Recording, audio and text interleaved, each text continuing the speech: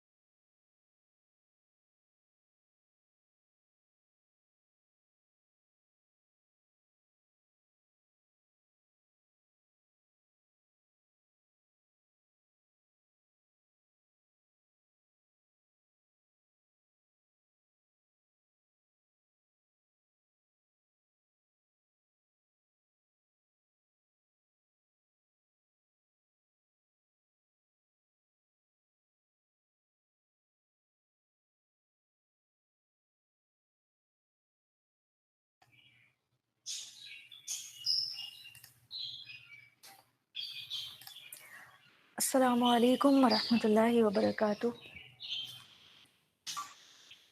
نحمدہ ونصلی علی رسولہ الکریم، اما بعد، فاعوذ باللہ من الشیطان الرجیم، بسم اللہ الرحمن الرحیم۔ رب اشرح لی صدری ویسر لی امری واحلل عقدۃ من لسانی یفقہوا قولی، رب زدنی علما، اللہم فقہنا فی الدین۔ رمضان المبارک سال کے تمام مہینوں سے افضل ہے، اور اسی مہینے ایک افضل رات جس میں عبادت کا اجر و ثواب 1000 مہینوں کے برابر ہے۔ تو 2 طاق راتیں گزر چکی ہیں، 25 اور 27 باقی ہیں۔ اس میں دیگر عبادات کے ساتھ کثرت سے دعائیں بھی مانگنی چاہیے، کیونکہ رمضان شہر دعا بھی ہے، دعا کا مہینہ بھی ہے، اور رمضان میں خصوصی طور پہ اللہ سبحانہ و تعالیٰ اپنے بندوں کی دعاؤں کو کثرت سے قبول فرماتے ہیں۔ روزے دار کی دعا قبول کی جاتی ہے سحری اور افطار کے وقت، اور قیام کی حالت میں بھی۔ تو طاق راتوں میں بھی کثرت سے دعائیں مانگیں، اپنے پاس ایک لسٹ بنا لیں، ڈائری پہ نوٹ کر لیں وہ تمام دعائیں جو آپ سالہ سال سے مانگ رہے ہیں، جو آپ چاہتے ہیں کہ اللہ سبحانہ و تعالیٰ انہیں شرف قبولیت بخشیں، تو ان کو نوٹ کر لیں۔ عاجزی اور گڑ گڑاس کے اللہ سبحانہ و تعالیٰ سے دعائیں مانگیں، اپنے لیے، اپنے گھر والوں کے لیے، اپنے عزیز و اقارب کے لیے اور دیگر مسلمانوں کے لیے، امت مسلمہ کے اتحاد اور ترقی کے لیے بھی دعائیں مانگیں۔ پھر خاص طور پہ فلسطین کے مسلمانوں کے لیے بھی، جو اتنے ظلم سہ رہے ہیں اور بے بس ہیں، کہ اللہ تعالیٰ ان کے لیے بھی آسانیوں کی کوئی راہ ہموار کر دیں، کوئی راہ کھول دیں۔ اور ان کے لیے آپ آیت کریمہ پڑھیے، لا الہ الا انت سبحانک انی کنت من الظالمین۔ تو جیسے اپنے لیے عاجزی سے دعا مانگتے ہیں، ان کے لیے بھی پوری عاجزی اور دل جمی کے ساتھ دعا مانگیں، کیونکہ جو دعا غائبانہ طور پہ کسی بندہ مومن کے لیے مانگی جاتی ہے، فرشتے اس دعا پہ آمین کہتے ہیں۔ اور پھر دشمن کے شر سے حفاظت کی جو دعا سکھائی گئی ہے، وہ بھی ضرور مانگے۔ اور وہ دعا کیا ہے؟ اللہم انا نجعلک فی نحورہم ونعوذ بک من شرورہم۔ اے اللہ، بے شک ہم تجھ کو ان کے مقابلے میں رکھتے ہیں اور ان کے شر سے تیری پناہ مانگتے ہیں۔ دشمنوں کے شر سے حفاظت کے لیے یہ دعا سکھائی گئی ہے۔ تو طاق راتوں میں نہ صرف عبادت کریں، ذکر اذکار کریں، نوافل کا اہتمام کریں، قرآن کی تلاوت کریں، ساتھ میں جو دعائیں نبی صلی اللہ علیہ وسلم کی مسنون دعائیں ہیں ان کا اہتمام کریں، اور وہ دعائیں بھی جو آپ اپنے لیے مانگتے ہیں وہ بھی ضرور مانگیں، کیونکہ اس رات دعائیں بھی قبول کی جاتی ہیں۔ اپنے بچوں کے لیے دعائیں مانگیں، ان کی خیر اور بھلائی۔ اللہ سبحانہ و تعالیٰ کی توفیق سے آج ہم سورۃ الفجر سے آغاز کریں گے۔ یہ 89 نمبر پہ ہے سورہ، لیکن ابھی تک جو ہم پڑھ چکے ہیں اس میں سے کچھ اہم سبق جو ہم نے سیکھے وہ بھی ایک تھوڑا سا جائزہ لے لیتے ہیں کہ سنت کے خلاف جانے میں بہت سی خرابیاں ہیں، اور سنت کو اپنانے میں اللہ کی خیر اور رحمتوں اور برکتوں کے دروازے کھلتے ہیں۔ اسی طرح اپنی خواہشات کو اور اپنے نفس کو کنٹرول کرنا ہے اور نفس کا تزکیہ کرنا ہے، اور یہ رمضان بلا شبہ ہمارے نفسوں کے تزکیے کے لیے ہی آیا ہے، لعلکم تتقون، تاکہ تم متقی بن جاؤ، پرہیزگار بن جاؤ، اپنا تزکیہ کرنے والے بن جاؤ۔ پھر ایک اور اہم سبق ہم نے یہ سیکھا تھا کہ انسان دنیا میں جس سے محبت رکھتا ہے اسی کے ساتھ اٹھایا جائے گا۔ یہاں سے ہم نے اپنی صحبت ٹھیک رکھنی ہے۔ جن لوگوں کے ساتھ ہمارا اٹھنا بیٹھنا ہوگا، ہمارا ملنا جلنا ہوگا، روز قیامت انہی کے ساتھ اٹھائے جائیں گے۔ تو ہمیں جائزہ لینا ہے کہ ہم کن لوگوں کے ساتھ چاہتے ہیں کہ ہم اٹھائے جائیں، انہی کی صحبت اختیار کرنی ہے، کیونکہ جیسی صحبت میں انسان بیٹھتا ہے ویسا ہی رنگ اس کے اوپر چڑھتا ہے۔ جو لوگ ہیں وہ اپنا ایک اثر چھوڑ کے جاتے ہیں ہماری شخصیت پر، اچھا یا برا۔ اگر اچھے لوگ ہوں وہ ایمان میں اضافے کا سبب بنتے ہیں، اور برے لوگ ایمان میں کمی کا سبب بنتے ہیں۔ نہ صرف ایمان میں کمی کا سبب بنتے ہیں بلکہ وہ بہت سی خراب چیزیں یا گناہوں میں انسان کو ملوث کر دیتے ہیں۔ پھر ایک اور اہم سبق یہ کہ اللہ کا دیدار جنت کی تمام نعمتوں سے بڑھ کر ہوگا، یہ ان کے حصے میں آئے گا جن سے اللہ تعالیٰ راضی ہوں گے۔ تو اس رمضان ہم نے بھی انشاءاللہ اللہ تعالیٰ کو راضی کرنا ہے، اپنے دلوں کا تزکیہ کرنا ہے، اپنے دلوں کو آئینے کی طرح صاف بنانا ہے۔ جس انسان کا دل آئینے کی طرح صاف ہو جاتا ہے اس سے اللہ سبحانہ و تعالیٰ خوش ہو جاتے ہیں۔ تو ہمارا دل جو ہے وہ ہمارے پاس ایک چیک لسٹ ہے دیکھنے کے لیے کہ ہم کس مقام پہ کھڑے ہیں، کیونکہ جو دل گناہوں سے بھرا ہوتا ہے نا، اس پہ ایک عجیب سا بوجھ طاری رہتا ہے، ایک عجیب سی گھٹن دل میں محسوس ہوتی ہے۔ تو ان گناہوں کے بوجھ کو اتار دینا ہے، اسی کا نام تزکیہ ہے۔ پھر ایک اور اہم سبق یہ سیکھا تھا کہ مشکل حالات بھی باعث خیر ہیں، اور صبر کرنے پر درجات بلند ہوتے ہیں۔ تو جب بھی مشکل پیش آئے یہ سوچیں کہ اس میں بھی اللہ کی طرف سے حکمت ہے، اللہ تعالیٰ مجھے ان مشکل حالات سے گزار کے کچھ سکھانا چاہ رہے ہیں۔ حضرت یوسف علیہ السلام کو 40 سال اللہ تعالیٰ نے کٹھن حالات سے گزارا، اپنے شفیق باپ سے جدا کر دیے گئے، کنویں میں پھینک دیے گئے، پھر اس کے بعد غلامی میں آ گئے، پھر جیل میں کئی سال رہے، سالہ سال، تقریباً 10 سال کے قریب۔ تو یہ ساری ان کی ٹریننگ ہو رہی تھی اس بڑے کام کے لیے، اس نبوت کے کام کے لیے جس کے لیے اللہ سبحانہ و تعالیٰ آپ کو تیار کر رہے تھے، آپ کو حکمت اور دانائی سکھا رہے تھے، باتوں کی صحیح تعویل سکھا رہے تھے۔ تو یہ تمام کیسے ممکن تھا؟ ان تمام سٹیپ سے گزر کے، مشکل حالات سے گزر کے۔ تو مشکل حالات بھی باعث خیر ہیں، اور ویسے بھی ایک بندہ مومن جب صبر کرتا ہے حتیٰ کہ اس کو کانٹا بھی چبھتا ہے اور اس پہ وہ صبر کر کے جو تکلیف برداشت کرتا ہے تو اس کے درجات بلند ہوتا ہے۔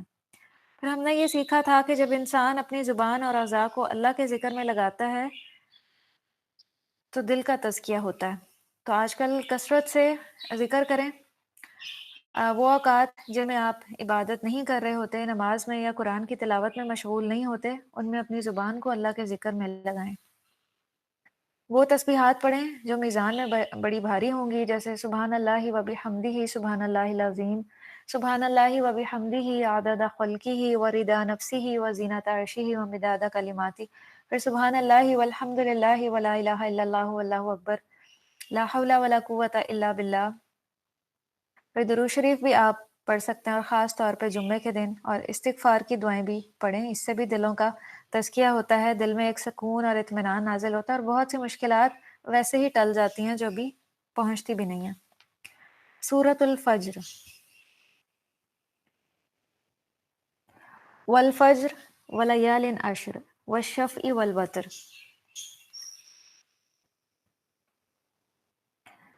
یہاں پہ جن 10 راتوں کا ذکر ہوا ہے تو بعض مفسرین نے رمضان کا آخری عشرہ اس سے مراد لیا ہے، جس میں لیلۃ القدر بھی ہوتی ہے، اور بعض مفسرین نے اس سے مراد عید الاضحیٰ کے ایام لیے ہیں، یعنی یکم ذی الحجہ سے 10 ذی الحجہ تک کی جو راتیں ہیں، اور ان 10 راتوں کی بڑی ہی فضیلت ہے اپنی اپنی جگہ۔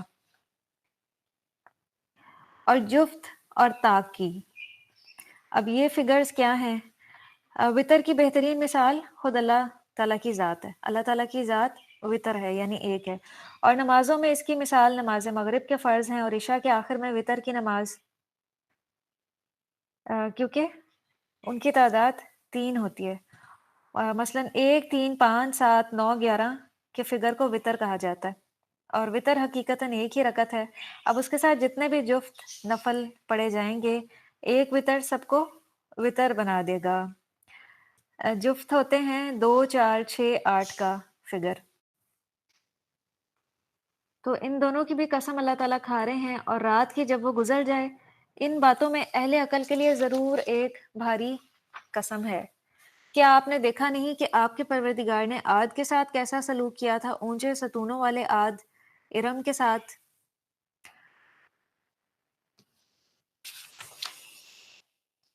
تو یہاں پہ پچھلی قوموں کا ذکر کر کے سمجھایا جا رہا ہے، کیونکہ جب ہمارے سامنے مثال ہوتی ہے تو ہمیں بہت بہتر طور پہ سمجھ آ جاتا ہے، اور یہ قومیں ایسی نہیں تھیں، بہت ترقی یافتہ اور ڈیولپڈ قومیں تھیں، اور ان کا ایک بڑا اثر و رسوخ تھا، اور یہ آ، اسی وجہ سے اپنی ترقی کی بنا پہ بہت متکبر ہو گئی تھیں۔ اللہ تعالیٰ نے ان کو اپنی بڑی نعمتوں سے نوازا ہوا تھا، تو یہ بڑے بن بیٹھے، پھر آخر یہ قومیں تباہ کر دی گئیں۔ اس میں سب سے پہلے جو ہے قوم عاد کا ذکر ہے۔ قوم عاد کو عاد اولیٰ بھی کہا جاتا ہے، اور ذات العماد بھی۔ اس کی کئی وجوہات ہیں، ایک یہ کہ وہ خود بہت بلند و بالا قد و قامت رکھتے تھے، بہت مضبوط قوم تھی۔ دوسرا یہ کہ بلند و بالا عمارتیں بنانے کا آغاز انہوں نے ہی کیا تھا، اور تیسرا یہ کہ جب وہ سفر کرتے تھے تو اپنے خیمے نصب کرنے کے لیے بہت اونچی اور مضبوط لکڑیاں استعمال کرتے تھے، جیسے کہ وہ ستون ہوں۔ انہی ناموں سے منسوب کر کے اللہ تعالیٰ نے ان کی مثال دی ہے، ارم ذات العماد، جن کی مانند کوئی قوم دنیا کے ممالک میں پیدا نہیں کی گئی۔ یہ خود اللہ سبحانہ و تعالیٰ بتا رہے ہیں، ان کو اتنی قوت اور طاقت مل گئی تھی کہ ان کی مانند کوئی دوسری قوم تھی ہی نہیں۔ اتنی بلند قامت، زور آور اور مضبوط قوم روئے زمین پر اور کہیں موجود نہیں تھی، اور جب ان پہ اللہ کا عذاب آیا تو ایک بھی ان کا مضبوط شخص باقی نہیں بچا۔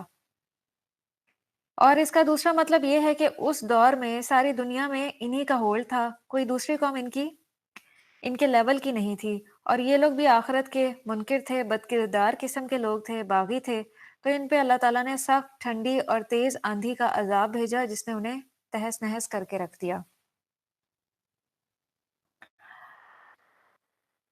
اور پھر اس کے بعد سمود کے ساتھ کیا سلوک کیا، جنہوں نے وادی میں چٹانیں تراشی تھیں، اور میخوں والے فرعون کے ساتھ۔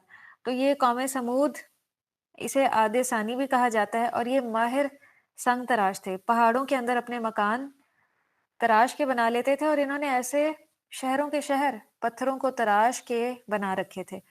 ان لوگوں کا مسکن جو ہے وہ وادی القریٰ تھا، جو مدینہ اور تبوک کے راستے پر پڑتا ہے۔ یہ بھی آخرت کے منکر تھے، باغی تھے، تو اللہ تعالیٰ نے انہیں زلزلے اور چیخ کے عذاب سے تباہ کر دیا۔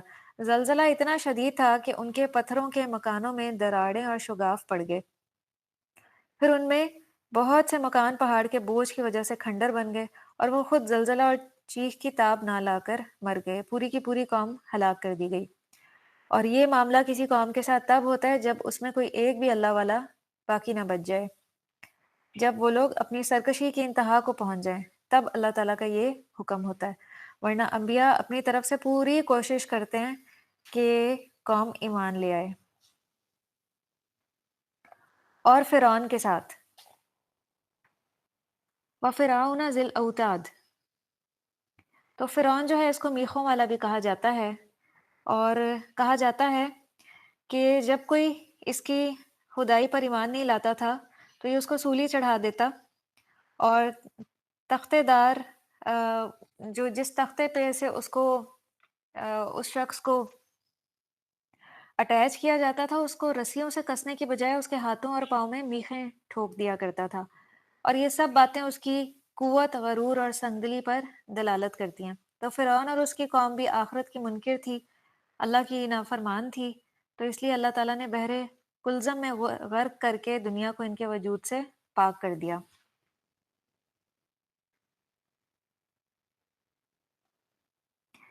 جنہوں نے بہت سے شہروں میں سرکشی کی اور ان میں بہت فساد مچا دیا، تو آپ کے رب نے ان پر عذاب کا کوڑا برسا دیا۔ ان تینوں تاریخی واقعات میں جو قدر مشترک بات ہے وہ یہ کہ یہ سب اقوام آخرت کی منکر تھیں اور اللہ سبحانہ و تعالیٰ پر اور آخرت پر ایمان نہیں لائیں، اس کو فجور میں مبتلا تھی، اور جب وہ ایک مخصوص حد سے آگے بڑھ گئیں تو ان اللہ سبحانہ و تعالیٰ نے عذاب الہی بھیج کے ان کی گرفت کی اور صفحہ ہستی سے ان کو مٹا دیا، ان کے ظلم کا خاتمہ کر دیا۔ تو آپ کے رب نے ان پر عذاب کا کوڑا برسا دیا، بلا شبہ آپ کا پروردگار تو طاق میں ہوتا ہے، مگر انسان کا حال یہ ہے جب اس کا پروردگار اسے آزمائش میں ڈالتا ہے اور اسے عزت اور نعمت دیتا ہے تو کہتا ہے کہ میرے پروردگار نے مجھے عزت بخشی، اور جب اسے آزمائش میں ڈال کر اس کا رزق اس پر تنگ کر دیتا ہے تو کہتا ہے کہ میرے پروردگار نے مجھے ذلیل کر دیا۔ تو اللہ کی طرف سے آزمائش اور مال کی کمی پر انسان پریشان ہو جاتا ہے، لیکن جب وہ دوسروں کے حقوق میں کمی کرتا ہے، دوسروں پہ زیادتی کرتا ہے، اس پہ وہ نظر نہیں رکھتا، اس کی کوئی نہ کوئی تعویل اور وجہ تلاش کر لیتا ہے، لیکن جب اللہ سبحانہ و تعالیٰ کی طرف سے اس پہ کوئی پریشانی آتی ہے، کوئی آزمائش آتی ہے، مال کی کمی آتی ہے، اس پہ وہ پریشان ہو جاتا ہے۔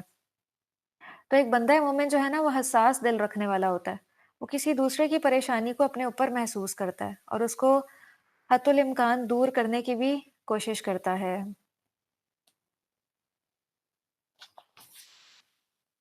تو رزق کی کمی بیشی دونوں میں انسان کی آزمائش ہے، اللہ تعالیٰ دونوں طرح سے انسان کو آزماتے ہیں، نعمتوں اور مال و دولت کی فراوانی سے بھی کہ آیا انسان اللہ کی نعمتوں کا شکر ادا کرتا ہے، اور رزق کی تنگی سے بھی کہ آیا انسان ایسے اوقات میں صبر سے کام لیتا ہے اور اللہ کی رضا پہ راضی اور مطمئن رہتا ہے۔ مگر مال و دولت کے معاملے میں انسان کی قدریں بہت ہی عجیب ہیں، جب اس پر انعامات کی بارش ہو رہی ہوتی ہے تو وہ یہ نہیں سمجھتا کہ میں آزمائش میں پڑا ہوں، بلکہ وہ اس کو اللہ کی مہربانی اور نعمت سمجھتا ہے، اور جب تنگی کا دور آتا ہے تو اس وقت بھی وہ یہ نہیں سمجھتا کہ میری آزمائش کی جا رہی ہے، بلکہ وہ یہ سوچتا ہے کہ میرا جو عزت اور ذلت کا معیار ہے وہ ڈسٹرب ہوا ہے، یا میرے ساتھ ناروا سلوک کیا گیا ہے، میں اس کا مستحق نہیں تھا۔ تو انسان در حقیقت مال و دولت کی کمی کو ہی آزمائش سمجھتا ہے۔ مال و دولت زیادہ ہو تو ایسا آدمی معزز ہے، اور اگر تنگ دست ہو تو وہ ذلیل اور رسوا کن ہے۔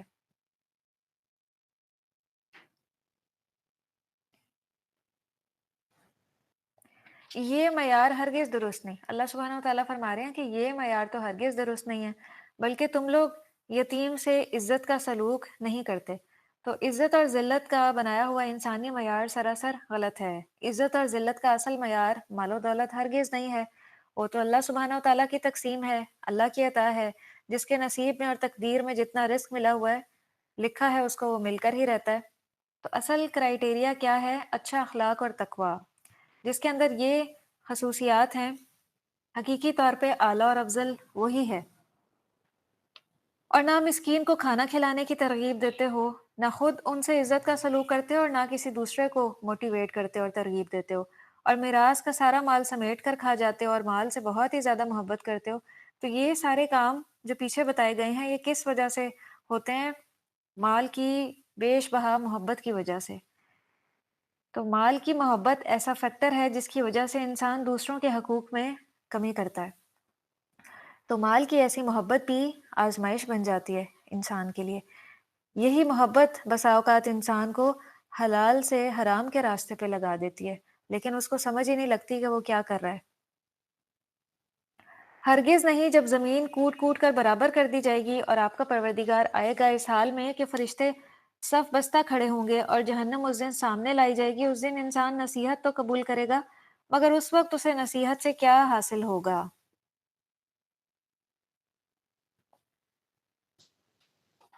جب آخرت اور جنت اور دوزخ کے منکرین جہنم کو اپنی آنکھوں سے سامنے دیکھ لیں گے، یہ اس وقت ہی کیفیت ہے، مگر اس وقت چونکہ ان کی فرما برداری اختیاری نہیں ہوگی بلکہ اضطراری ہوگی، تو اسی لیے آ، ان کا نصیحت حاصل کرنا بھی قبول نہیں کیا جائے گا، یا اس کی قدر و قیمت نہیں کی جائے گی۔ کسی چیز کو دیکھ کر تو ہر کوئی ہی یقین کر لیتا ہے، تو اس دن ایسے لوگ بڑی حسرت سے کہیں گے کہ کاش ہم نے دنیا میں یہ نصیحت قبول کر لی ہوتی اور آج کے دن کے لیے ہم نے بھی کچھ اچھے کام کیے ہوتے۔ روز قیامت ہر ایک نصیحت قبول کر لے گا۔ جہنم میں جتنے بھی لوگ ہوں گے وہ سب ان تمام حقائق کو تسلیم کر لیں گے جن کی طرف آج یہ قرآن اشارہ کرتا ہے یا جن کی ترغیب دیتا ہے، وہ سب اس کو بالکل سمجھ لیں گے، لیکن اس وقت کا سمجھنا انسان کو کوئی فائدہ نہیں دے گا۔ اسی لیے کہا گیا کہ اس وقت اسے نصیحت سے کیا حاصل ہوگا، کہے گا کاش میں نے اپنی اس زندگی کے لیے کچھ آگے بھیجا ہوتا، پھر اس دن اللہ اسے ایسا عذاب دے گا جیسا کوئی بھی نہیں دے سکتا، اور جیسے وہ جکڑے گا کوئی بھی نہیں جکڑ سکتا۔ اے اطمینان پانے والی روح، یا ایتھا النفس المطمئنہ، اپنے پروردگار کی طرف لوٹ چل، تو اس سے راضی وہ تجھ سے راضی، تو میرے نیک بندوں میں شامل ہو جا اور میری جنت میں داخل ہو جا۔ سبحان اللہ، کتنا بڑا ریوارڈ ہے اس انسان کے لیے جس نے اپنے نفس کو دنیا میں مطمئن بنا لیا تھا، سال ہا سال کی محنت کے بعد۔ جنہوں نے اللہ کی فرما برداری میں زندگی گزاری، انہیں موت کے وقت اللہ کی رضا کا سرٹیفکیٹ ملے گا۔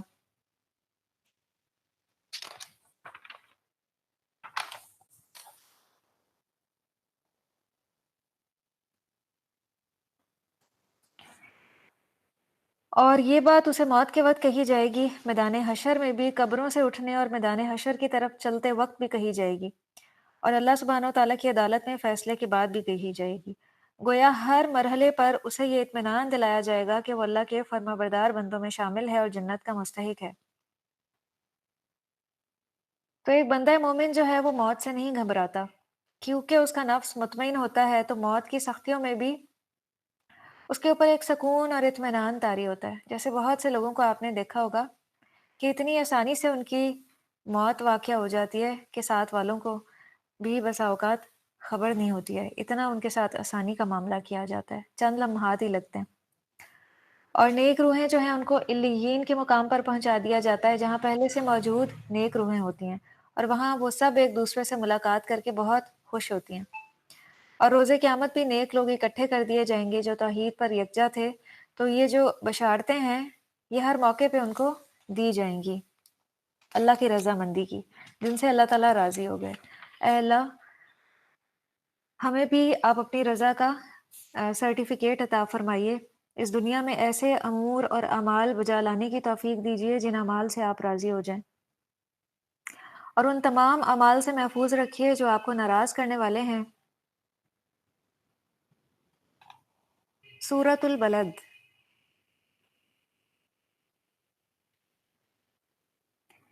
لا اقسم بهذا البلد وانت حل بهذا البلد ووالد وما ولد، میں اس شہر مکہ کی قسم کھاتا ہوں۔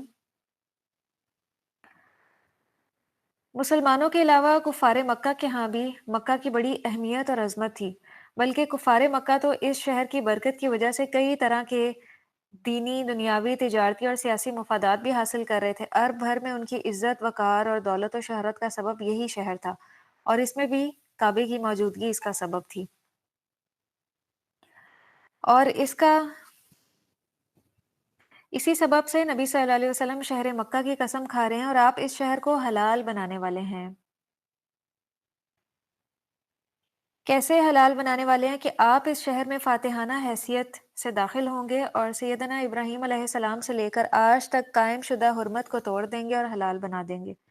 گو یہ کام صرف ایک گھڑی یا ساتھ میں واقع ہو جائے گا۔ اور والد آدم اور اس کی اولاد کی قسم کہ ہم نے انسان کو سختی جھیلتے رہنے والا پیدا کیا ہے۔ اس سے کیا مراد ہے سختی جھیلنے والا؟ لقد خلقنا الانسان فی کبد، انسان کی تخلیق ہی اس انداز پہ ہوئی ہے کہ وہ ساری عمر سختیاں جھیلتا ہے، دکھ اور رنج سہتا ہے۔ یہ رنج اور مصیبتیں خواہ قدرتی ہوں یا دوسروں نے اسے پہنچائی ہوں یا اپنی ہی وجہ سے اس کو پہنچ رہی ہوں، یہ ساری اس میں شامل ہے۔ اور یہ انسانی فطرت کا اظہار ہے اس لفظ میں کہ انسان کے دل میں ایک خواہش پیدا ہوتی ہے جسے پورا کرنے کے لیے کئی طرح کے وہ رنج اور الم سہتا ہے، اور وہ بھی پوری نہیں ہو پاتی کہ اتنے میں چند اور خواہشیں پیدا ہو جاتی ہیں۔ تو یہ عمل جو ہے یہ فطرت سے ہے۔ ہر انسان اس ایکسپیرینس کو محسوس کرتا ہے کہ جو چیز مل جاتی ہے اس کی ویلیو ساتھ ہی ختم ہو جاتی ہے۔ اندر سے ایک آواز آتی ہے جو کہ انسانی نفس سے ہوتی ہے کہ تمہیں حقیقتاً یہ چیز نہیں چاہیے تھی، بلکہ تمہیں تو وہ چیز چاہیے۔ وہ دل میں کسی چیز کی خواہش اور امنگ پیدا کرتا ہے، بس پھر انسان اس کے پیچھے دوڑ پڑتا ہے، سال ہر سال کی محنت اور کوشش کرتا ہے اس کو حاصل کرنے کے لیے۔ جب وہ حاصل ہو جاتی ہے تو اندر سے پھر ایک پکار آتی ہے کہ نہیں، تمہیں یہ نہیں چاہیے تھی، تمہیں تو وہ چیز چاہیے، اس کے لیے محنت اور کوشش کرو۔ جبکہ قرآن ہمیں کہتا ہے کہ الا بذکر اللہ تطمئن القلوب، دلوں کو تو صرف اللہ کے ذکر سے ہی سکون ملتا ہے۔ تو نفس کو صرف ایک چیز سیر کر سکتی ہے، اس کا دامن بھر سکتی ہے یا اس کو مطمئن کر سکتی ہے، اور وہ اللہ کا ذکر ہے۔ اس کے علاوہ پوری دنیا بھی مل جائے، نفس اس پہ مطمئن نہیں ہوتا، نہ ہو سکتا ہے۔ جس طرح اللہ تعالیٰ نے ہمیں پیدا کیا اور ہماری جسمانی قوت کے لیے خوراک ہمارے لیے بنا دی کہ یہ کھاؤ گے تو جسم قوی ہو جائے گا، مضبوط ہو جائے گا، ایسے ہمارے دل اور نفس کے لیے بھی ایک خوراک بنائی ہے کہ جب اس کو اپنی وہ مطلوبہ خوراک حاصل ہوگی تو ہی وہ قوت اور راحت محسوس کرے گا، اور وہ اللہ نے اپنے ذکر اور قرآن میں رکھ دی ہے۔ لیکن اکثر اور بیشتر لوگوں کو یہ سمجھ ہی نہیں آتی، اور آج ہم اپنے سامنے دیکھتے ہیں کہ دنیا کن چیزوں کے پیچھے بھاگ رہی ہے اور مرتے دم تک بھاگتی ہے، لیکن ان کو اصل حقیقت سمجھ نہیں آتی۔ کیا ہم نے اس کی دو آنکھیں نہیں بنائیں اور ایک زبان اور دو ہونٹ بھی، اور اسے دونوں راہیں نہیں دکھا دیں؟ مگر اس نے دشوار گزار گھاٹی سے گزرنے کی ہمت نہ کی، اور آپ کیا جانیں کہ وہ دشوار گزار گھاٹی کیا ہے؟ وہ ہے کسی گردن کی کو غلامی سے چھڑانا یا فاقے کے دنوں میں کھانا کھلانا۔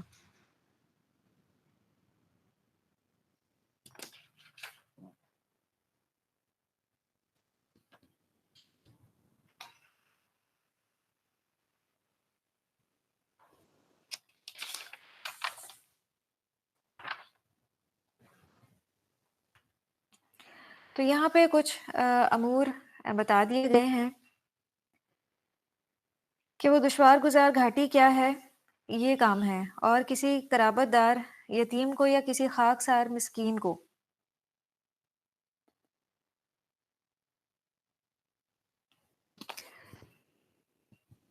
اس کے بارے میں کچھ احادیث پتہ چلتی ہیں۔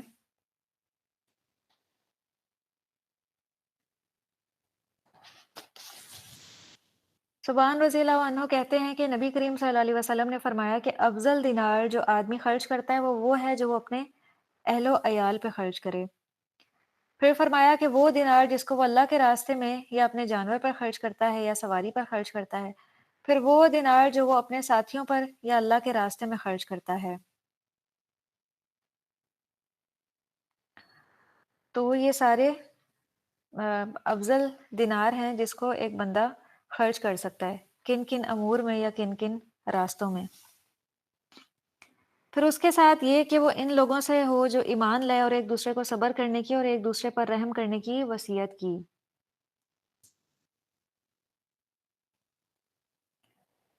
اس کے بارے میں بھی کچھ احادیث ملتی ہیں۔ ابو موسیٰ اشعری رضی اللہ عنہ کہتے ہیں کہ آپ صلی اللہ علیہ وسلم نے فرمایا، ایک مسلمان دوسرے مسلمان کے لیے ایک عمارت کی طرح ہے جس کا ایک حصہ دوسرے حصے کو مضبوط بنائے رکھتا ہے۔ پھر آپ نے اپنی انگلیوں کو کینچی کی طرح بنا لیا۔ یہ بخاری کی حدیث تھی۔ جیسا کہ میں نے ابھی بھی آپ کو بتایا کہ ایک بندہ مومن جو ہے اس کا احساس زندہ ہوتا ہے، وہ دوسرے مسلمان کی تکلیف اور دکھ درد کو محسوس کر لیتا ہے اور حتی الامکان کوشش کرتا ہے اس کو دور کرنے کی۔ تو ایک مسلمان دوسرے مسلمان کے لیے ایک عمارت کی طرح ہے۔ عمارت کی تمام اینٹیں یکساں ہوتی ہیں، برابر ہوتی ہیں، ایک ہی اینگل سے لگائی گئی ہوتی ہیں، نصب کی گئی ہوتی ہیں، اس طرح ایک عمارت بن کے تیار ہوتی ہے۔ تو پوری امت مسلمہ بھی ایک دوسرے کے لیے اسی طرح سے ہے، ان کے دل بھی اسی طرح سے یکساں ہونے چاہیے، دل میں ایک دوسرے کے لیے جذبات ایسے ہونے چاہیے جیسے صحابہ کرام رضی اللہ عنہم کے دلوں میں ایک دوسرے کے لیے جذبات تھے کہ ایک غزوہ کے موقع پہ کچھ صحابہ کرام بہت زیادہ زخمی تھے اور وہ پانی مانگ رہے تھے، تو پانی پلانے والا جب ایک کے پاس آیا تو اس کو قریب میں ہی کسی دوسرے کی آواز آئی جو پانی مانگ رہا تھا، تو انہوں نے اپنی ذات پہ اس کو ترجیح دی اور کہا کہ پہلے اس کو پلا دو۔ وہ اس کے پاس پہنچا، اس کو آگے کی آواز آئی، اس طرح وہ 7 صحابہ کرام کے پاس پہنچا اور سب نے اپنی ذات پہ دوسروں کو اہمیت دی یا ترجیح دی، اور وہ سب شہید ہو گئے۔ ان میں سے کسی نے بھی پانی نہیں پیا، نہ پی سکے۔ تو ہمیں بھی یہی اخلاق اپنانا ہے، پھر ہی صحیح معنوں میں ہماری زندگیوں میں بھی اللہ کی رحمت، برکت رونما ہوگی اور ہم اللہ کی رضامندی پا سکیں گے۔ پھر انس بن مالک رضی اللہ عنہ کہتے ہیں کہ آپ صلی اللہ علیہ وسلم نے فرمایا، آپس میں بغض، حسد نہ کرو، ترک ملاقات نہ کرو، اور اللہ کے بندے بھائی بھائی بن کر رہو، اور کسی مسلمان کے لیے یہ جائز نہیں کہ وہ اپنے مسلمان بھائی سے 3 دن سے زیادہ ترک ملاقات کرے۔ 3 دن سے زیادہ کسی سے قطع تعلقی یا قطع کلامی جائز ہی نہیں ہے۔ تو مسلمان نہ صرف یہ کہ خود صبر کرتے ہیں بلکہ دوسرے مسلمانوں کو بھی صبر کی تلقین کرتے ہیں، اور صبر کا جو مفہوم ہے بڑا وسیع ہے۔ ایک مسلمان کی پوری زندگی صبر ہی صبر ہے، کہ اسلام کے راستے میں اس کو جتنی مشکلات فیس کرنی پڑتی ہیں وہ اس کو خندہ پیشانی سے برداشت کرتا ہے۔ پھر بخاری کی ایک حدیث ہے کہ جو شخص دوسروں پر رحم نہیں کرتا اس پہ اللہ کی طرف سے بھی رحم نہیں کیا جائے گا۔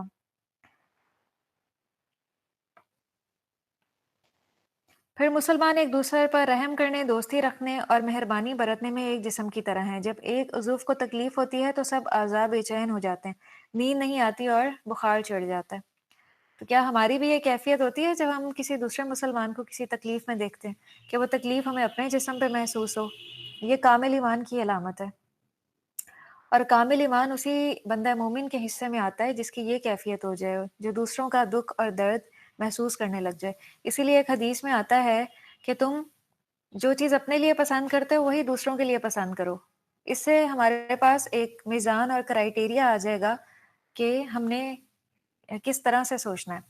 تو جب بھی آپ کسی کے ساتھ معاملہ کرنے لگیں تو دیکھیں کہ کیا یہ مجھے اپنے حق میں پسند ہے، کیا یہ چیز مجھے اپنے لیے پسند ہے، کیا یہ رویہ مجھے اپنے لیے پسند ہے کہ میرے ساتھ یہ سلوک رکھا جائے۔ تو آپ کو بہت اچھے سے سمجھ آ جائے گی کہ اگلا شخص کیا چاہتا ہے۔ اور اسی حدیث میں بتایا گیا کہ جس کا یہ رویہ ہوتا ہے وہ کامل ایمان کو پا لیتا ہے، وہ کامل ایمان کی مٹھاس کو محسوس کرتا ہے اپنے دل میں۔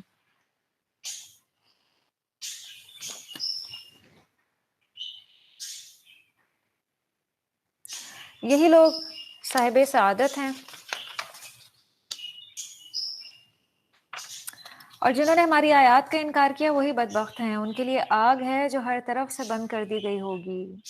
سورۃ الشمس، بسم اللہ الرحمن الرحیم۔ والشمس وضحاها والقمر اذا تلاها والنہار اذا جلاها۔ سورج کی اور اس کی دھوپ کی قسم، اس سے مراد چاشت کا وقت ہے۔ حضرت ابو ذر رضی اللہ عنہ نے نبی کریم صلی اللہ علیہ وسلم سے روایت کی کہ آپ نے فرمایا، صبح کو تم میں سے ہر ایک شخص کے ہر جوڑ پر ایک صدقہ ہوتا ہے، بس ہر ایک تسبیح ایک دفعہ یعنی سبحان اللہ کہنا صدقہ ہے، ہر ایک تمہید الحمدللہ کہنا صدقہ ہے، اور ہر ایک تحلیل لا الہ الا اللہ کہنا صدقہ ہے، اور ہر ایک تکبیر اللہ اکبر بھی صدقہ ہے، اور کسی کو نیکی کی تلقین کرنا بھی صدقہ ہے، اور کسی کو برائی سے روکنا بھی صدقہ ہے، اور ان تمام امور کی جگہ 2 رکعتیں جو انسان چاشت کے وقت پڑھتا ہے کفایت کرتی ہیں۔ یہ صحیح مسلم کی حدیث ہے۔ تو انسان کے ہر جوڑ پہ صدقہ ہے، اور یہ صدقہ کیسے ادا ہو سکتا ہے؟ صبح کے وقت اٹھ کے چاشت کے 2 نفل ادا کرنے سے۔ چاشت اور اشراق جو ہیں ایک ہی نماز کے 2 نام ہیں۔ بس جب سورج طلوع ہونے کے بعد تقریباً 25 منٹ کے بعد جو وقت ہوتا ہے اس نماز کو اشراق کہا جاتا ہے۔ اس کے بعد بھی حسب توفیق 2، 4، 6 جتنے نفل آپ پڑھنا چاہیں پڑھ لیں، اور جب سورج کچھ مزید بلند ہو جائے اس کے آدھے گھنٹے یا 45 منٹ کے بعد تو اس نماز کو پھر چاشت کہا جاتا ہے۔ اور حضرت ابو امامہ رضی اللہ عنہ سے مروی ہے کہ نبی کریم صلی اللہ علیہ وسلم نے فرمایا، جو آدمی اپنے گھر سے وضو کر کے فرض نماز کے لیے نکلتا ہے تو اس کا اجر و ثواب ایسے ہے کہ جیسے کہ حاجی احرام باندھے ہوئے آئے، اور جو شخص چاشت کی نماز کے لیے نکلے اور اس مشقت یا اٹھ کھڑے ہونے کی غرض سے صرف یہی نماز ہو مطلوب، تو ایسے آدمی کا ثواب عمرہ کرنے والے کی مانند ہے، اور ایک نماز کے بعد دوسری نماز کے ان دونوں کے درمیان کوئی لغو نہ ہو تو علیین میں اس کا اندراج ہوگا۔ یہ ابو داؤد کی حدیث نمبر 558 تھی۔ یہاں سے بھی چاشت کی نماز کی ایک فضیلت پتہ چل رہی ہے کہ عمرے کے برابر اس کا اجر و ثواب ہے، اتنی زیادہ یہ فضیلت والی نماز ہے۔ تو آج کل آپ اس نماز کا خصوصی طور پہ اہتمام کریں۔ اور چاند کی جب وہ اس کے پیچھے آئے، سورج کے غروب ہوتے ہی چاند نکل آتا ہے، اور دن کی کہ جب وہ سورج کو نمایاں کر دے، جب سورج پوری روشنی کے ساتھ جلوہ گر ہوتا ہے، اور رات کی جب وہ اسے ڈھانپ لے، جب رات کی تاریکی چھا جائے، اور آسمان کی اور اس ذات کی جس نے اسے بنایا، اور زمین کی اور اس ذات کی جس نے اسے بچھایا، اور جان کی اور اس ذات کی جس نے اسے ٹھیک کر کے بنایا۔ یعنی نفس کو پیدا کرنے کے بعد اس میں وہ تمام ظاہری اور باطنی قوتیں رکھ دیں جن سے کام لے کر وہ ایسے سب کام سر انجام دے سکے جن کے لیے اسے پیدا کیا گیا ہے۔ بلکہ حقیقت تو یہ ہے کہ اللہ تعالیٰ نے ہر انسان کی فطرت میں سچائی رکھ دی ہے۔ جھوٹ بولنا وہ بعد میں سیکھتا ہے، اور وہ ایک دوسرے کے ساتھ خیر خواہی کے جذبے سے مل جل کر رہنا چاہتا ہے۔ دوسروں کی بدخواہی اور ایذا پہنچانا وہ بعد میں سیکھتا ہے، اور اس کی فطرت میں توحید ہے، شرک کرنا وہ بعد میں سیکھتا ہے۔ جیسا کہ نبی کریم صلی اللہ علیہ وسلم نے فرمایا کہ ہر بچہ اسلام کی فطرت پر پیدا ہوتا ہے، پھر اس کے ماں باپ اسے یہودی یا عیسائی یا مجوسی بنا دیتے ہیں۔ تو اللہ تعالیٰ نے ہر انسان کی فطرت میں خیر رکھ دی ہے، اس کو خیر کے امور پسند آتے ہیں، الا یہ کہ گناہوں کے سبب اس کی وہ فطرت مسخ ہو جائے، اس میں تبدیلی رونما ہو جائے، ورنہ ہر انسان اپنی فطرت پر ہی پیدا ہوتا ہے۔ اگر اس کو صحیح گائیڈنس ملے، رہنمائی ملے، تو وہ اسی فطرت کے مطابق پروان چڑھتا ہے۔ پھر اس کی بد کرداری اور اس کی پرہیزگاری اسے الہام کر دی۔ تو الہام اور وحی میں فرق ہے۔ الہام کے معنی وہ بات ہیں جو اللہ تعالیٰ کی جانب سے بغیر کسی واسطے کے دل میں ڈال دی جائے۔ اس کو سمجھ اور بصیرت بھی کہا جاتا ہے، یعنی اللہ کی طرف سے توفیق کا مل جانا کار خیر کی۔ اور الہام بسا اوقات شیطان کی طرف سے بھی ہو سکتا ہے جب وہ شریعت کے نصوص کے خلاف ہو، لیکن اللہ کے جو نیک مقرب اور ولی بندے ہیں ان کو اللہ کی طرف سے الہام ہوتے ہیں۔ اور وحی اور الہام میں یہ بھی فرق ہے کہ الہام کا تعلق کسی کام کے کرنے یا نہ کرنے سے ہوتا ہے، جبکہ وحی میں بہت زیادہ وسعت ہوتی ہے۔ پھر الہام کی بھی تین صورتیں ہیں۔ ایک صورت تو وہی ہے جسے ہم فطری وحی کہہ سکتے ہیں۔ مثلاً اللہ تعالیٰ نے ایک پرندے کے چوزے کو پیدا ہوتے ہی فوراً ہوا میں اڑنا سکھا دیا، یا مچھلی کو پانی میں تیرنا، شہد کی مکھی کو چھتا جیسی حیرت انگیز گھر بنانے جیسی ایک ٹیکنیک سکھا دی، یا انسان کا بچہ پیدا ہوتے ہی ماں کی طرف لپکتا ہے اور دودھ پینے لگتا ہے، یہ بھی اس کو اللہ تعالیٰ نے سکھا دیا۔ تو یہ چیزیں انسان کی یا جانوروں کی فطرت میں رکھ دی گئیں۔ الہام کی دوسری صورت یہ ہے کہ سوجھ بوجھ کا مل جانا، جو انسان کی ذہنی کاوش کا نتیجہ نہیں ہوتی۔ اسی کے بلبوتے پہ جو سائنس ہے اس نے اتنی زیادہ ترقی کی ہے الہام کی وجہ سے، کہ دل میں اللہ کی طرف سے کوئی ایسا خیال ڈال دیا گیا جس کی وجہ سے بہت ساری انوینشنز ہوئیں۔ تیسری کا تعلق اخلاقیات کے ساتھ ہے کہ ہر انسان کی فطرت میں خیر اور شر کی تمیز رکھ دی گئی ہے۔ پھر انسان کا ضمیر بھی ہے، اس کو جو آگاہ کرتا رہتا ہے، چاہے انسان لاکھ اپنی زبان سے تعویلیں کرے، لیکن جو اندر کا ضمیر ہے نا وہ چپ نہیں ہوتا، اس کی خلش باقی رہتی ہے۔ جو گناہ کا بوجھ ہے نا وہ دل پہ طاری رہتا ہے، جو انسان کو جینے نہیں دیتا، سونے نہیں دیتا جب تک وہ اس پہ توبہ نہ کر لے۔ تو اسی لیے انسان بسا اوقات برا کام کرنے پر سخت اس کو ندامت اور شرمندگی محسوس ہوتی ہے، اور کسی سے بھلائی کر کے انسان خوش ہوتا ہے۔ یہ فطری چیزیں ہیں جو اندر فٹ کر دی گئی ہیں۔ کامیاب ہوا وہ شخص جس نے نفس کو سنوار لیا، اور وہ نامراد ہوگا جس نے اسے خاک آلود رکھا۔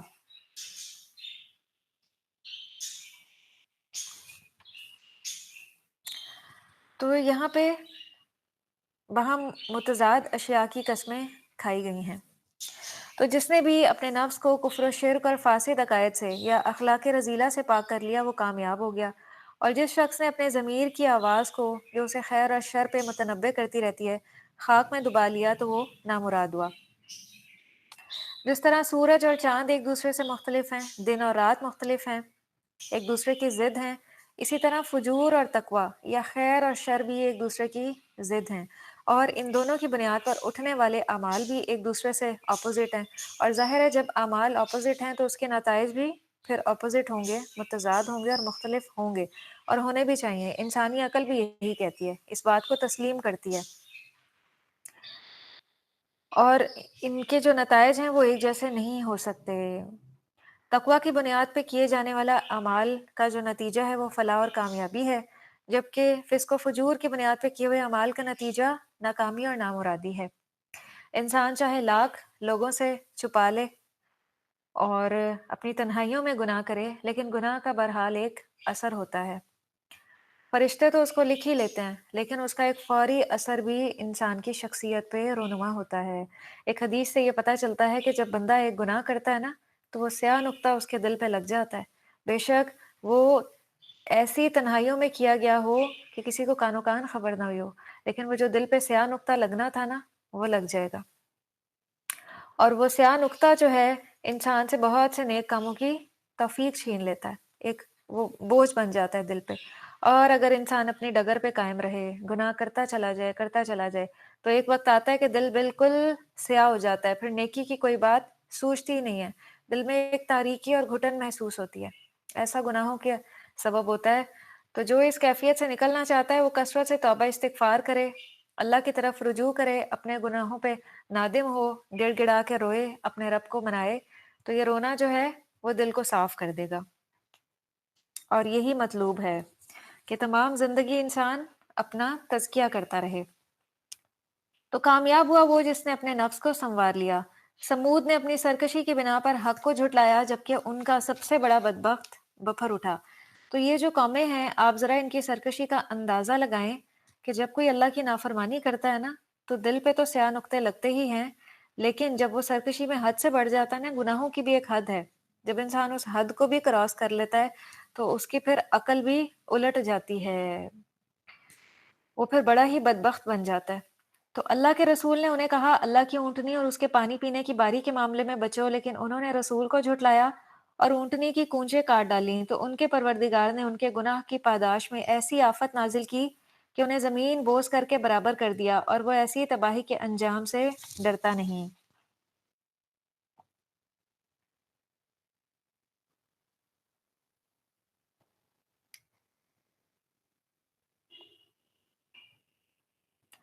تو یہاں پہ جس قوم کا ذکر کیا گیا ہے، قوم سمود، انہیں اللہ کے رسول یعنی صالح علیہ السلام نے پہلے ہی تاکید کر دی تھی کہ اللہ کی اس اونٹنی کو کسی قسم کی تکلیف نہ پہنچانا، اور اسے اللہ کی اونٹنی اس لیے کہا کہ ان کا منہ مانگا معجزہ تھا۔ انہوں نے کہا کہ اگر اس غار سے ایک جیتی جاگتی اونٹنی نمودار ہوتی ہے تو ہم آپ کی نبوت پر ایمان لے آئیں گے۔ تو وہ ایسی قداور اونٹنی تھی کہ وہ سارا پانی اکیلی پی جاتی تھی کنویں کا، ایک دن ان کے مویشیوں کے لیے تھا اور ایک دن اس اونٹنی کے لیے خاص تھا، اور اس علاقے میں پانی کی قلت بھی تھی، لہٰذا یہ ایک اور آزمائش بن گئی ان کے لیے۔ ساتھ ہی انہیں تاکید کر دی گئی کہ اس کے پانی پینے اور باری کے معاملے میں کسی طرح کی گڑبڑ نہیں کرنا، ورنہ تم پہ اللہ کا عذاب نازل ہو جائے گا۔ تو انہوں نے جب اس اونٹنی کی کونچیں کاٹ ڈالی تو یہ پھر ان کے پروردگار نے ان کی گناہ کی پاداش میں ایسی آفت نازل کی کہ انہیں زمین بوس کر کے برابر کر دیا، اور وہ ایسی تباہی کے انجام سے ڈرتا نہیں ہے۔ سورۃ اللیل، بسم اللہ الرحمن الرحیم۔ واللیل اذا یغشا والنہار اذا تجلی وما خلق الذکر والانثی۔ رات کی قسم جب وہ چھا جائے اور دن کی جب وہ روشن ہو، اور اس ذات کی جس نے نر اور مادہ پیدا کیے کہ تمہاری کوشش یقیناً مختلف قسم کی ہے۔ یہاں پہ انسان کی کوشش کی بات ہو رہی ہے۔ اللہ تعالیٰ نے چند متضاد اشیاء مثلاً رات دن نر اور مادہ کی قسم کھا کے فرمایا، جس طرح دن اور رات اور نر اور مادہ کی خصوصیات آپس میں متضاد اور مختلف ہیں،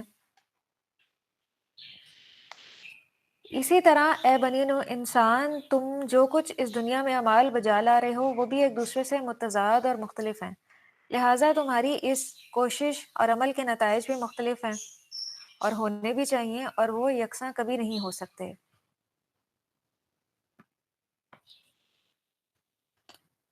تو لہٰذا جس نے اللہ کی راہ میں مال دیا اور پرہیزگاری اختیار کی، اب یہ کچھ نتائج کا نتیجہ دکھایا جا رہا ہے کہ عمل کرنے والوں کو جزا کس طرح سے ملتی ہے. جس نے اللہ کی راہ میں مال دیا اور پرہیزگاری اختیار کی اور بھلی باتوں کی تصدیق کی تو ہم اسے آسان راہ پر چلنے کی سہولت دیں گے. تو آسان راہ کیا ہے؟ آسان راہ یہ ہے کہ ایک نیکی کے بعد دوسری نیکی کی توفیق مل جانا، پرہیزگاری کے نتیجے میں خیر و برکتیں نازل ہونا، جیسے یہ رمضان میں ہم محسوس کرتے ہیں کہ جب بندے خیر اور بھلائی کے کاموں میں تیزی کرتے ہیں تو اللہ کی رحمت بھی بہت وسیع ہو جاتی ہے. تو یہ ایک آسانی ہے. انسان جتنا اللہ کے قریب ہوتا ہے اتنی ہی اس کی مشکلات حل ہوتی چلی جاتی ہیں، اور جتنا وہ اللہ سے دور ہوتا ہے اس کی مشکلات اتنی ہی بڑھتی چلی جاتی ہیں. کیونکہ جب انسان اللہ کے راستے پہ چلتا ہے نا تو اللہ تعالیٰ قدم بقدم اس کی مدد کرتے ہیں، اس کے دین اور دنیا کے معاملات سنوار دیتے ہیں، اس کے حصے میں بہت سی خیر اور بھلائیاں آنا شروع ہو جاتی ہیں جو عام لوگوں کے حصے میں نہیں ہوتی، جو ہدایت کے طلبگار نہیں ہوتے. اور یہ ہم اپنے عام مشاہدے سے بھی یہ چیز دیکھ سکتے ہیں. اور جس نے بخل کیا اور بے پرواہ بنا رہا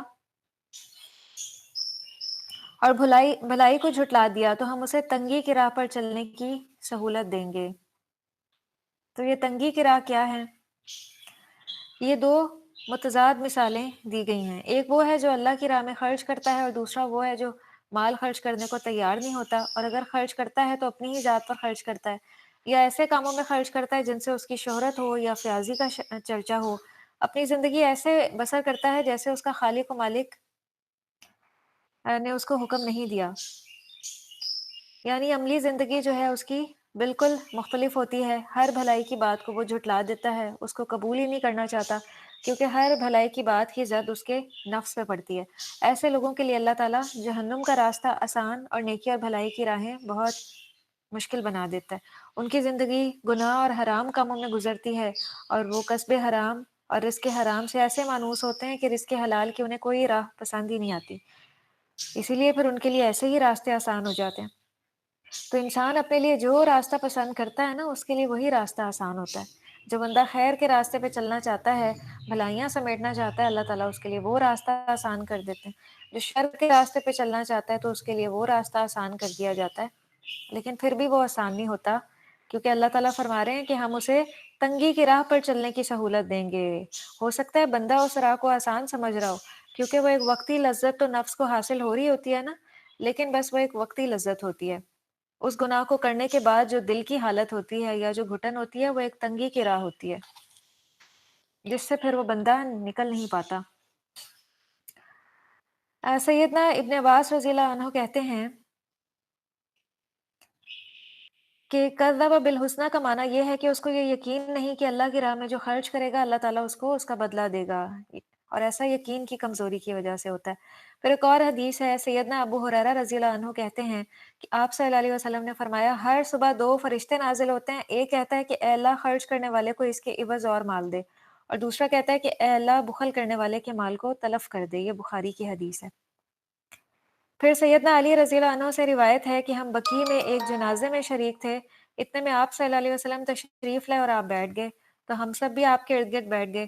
آپ صلی اللہ علیہ وسلم کے ہاتھ میں ایک چھڑی تھی، اور آپ سر جھکا کر چھڑی سے زمین کو رید رہے تھے جیسے کسی گہری سوچ میں ہیں. پھر فرمایا تم میں سے جو شخص بھی پیدا ہوا ہے اس کا ٹھکانہ لکھ دیا گیا ہے جنت میں اور دوزخ میں، اور یہ بھی لکھا جا چکا ہے کہ وہ نیک بخت ہے یا بدبخت ہے. اس پر ایک شخص بولا کہ یا رسول اللہ صلی اللہ علیہ وسلم، پھر ہم اپنی قسمت کے لکھے پر ہی بھروسہ کر کے نہ بیٹھ جائیں اور عمل چھوڑ دیں، کیونکہ جو نیک بختوں میں لکھا گیا ہے وہ بالآخر نیک بختوں میں شامل ہوگا، اور جو بدبخت لکھا گیا ہے وہ بالآخر بدبختوں میں شامل ہوگا. آپ نے فرمایا نہیں، بلکہ عمل کیے جاؤ، کیونکہ نیک بخت لکھے گئے ہیں انہیں نیک اعمال کی توفیق دی جاتی ہے، اور جو بدبخت لکھے گئے ہیں انہیں ویسی ہی توفیق دی جاتی ہے. پھر آپ نے یہ آیات پڑھی. اللہ تعالیٰ نے جو انسان کی تقدیر لکھی ہے وہ اپنے علم کی بنا پہ لکھی ہے. اللہ سبحانہ و تعالیٰ کا علم بڑا وسیع ہے.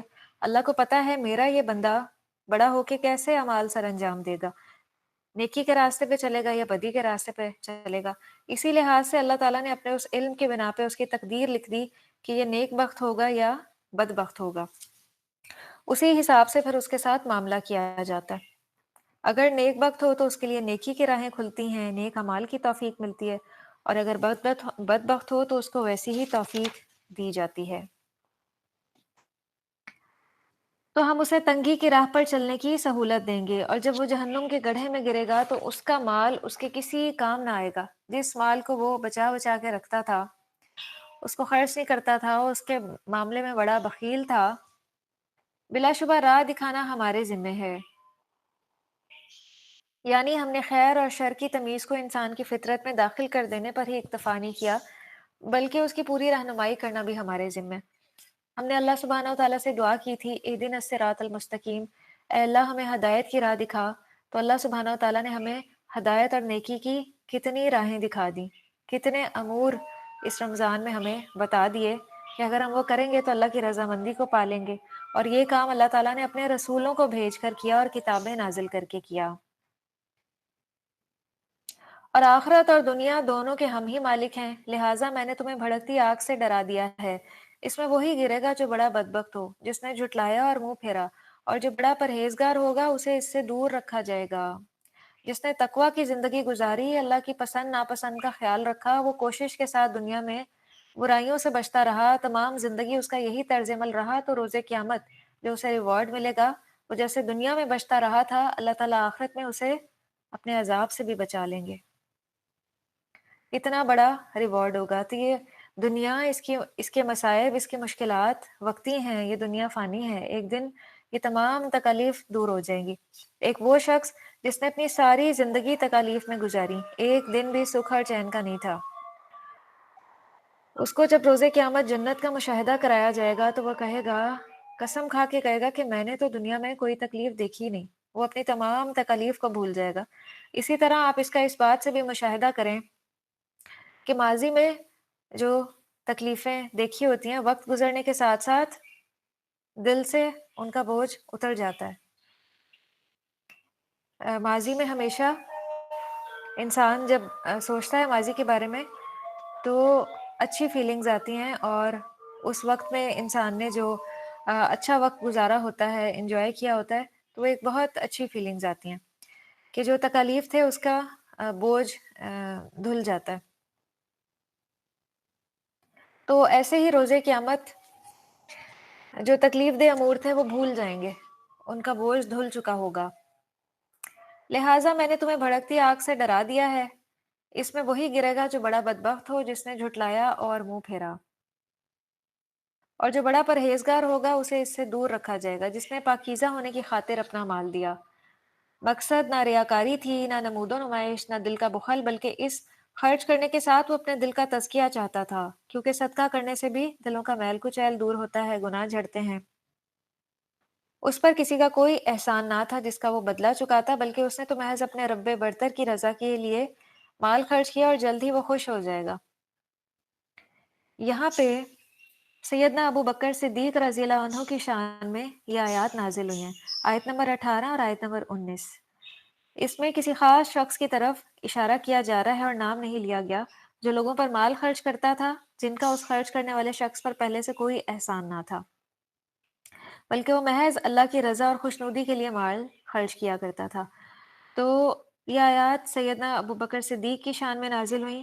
آپ آزاد مردوں میں سب سے پہلے اسلام لائے تھے، کپڑے کے تاجر اور مالدار تھے۔ ان دنوں اگر کوئی غلام مسلمان ہو جاتا تو اس کی شامت آ جاتی تھی، اس کے مالک اسے بری طرح پیٹتے اور ایذائیں دیتے۔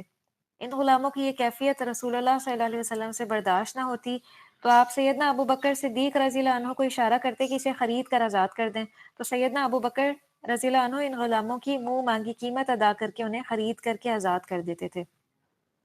اس طرح آپ نے 70 غلاموں کو کافروں سے نجات دلائی۔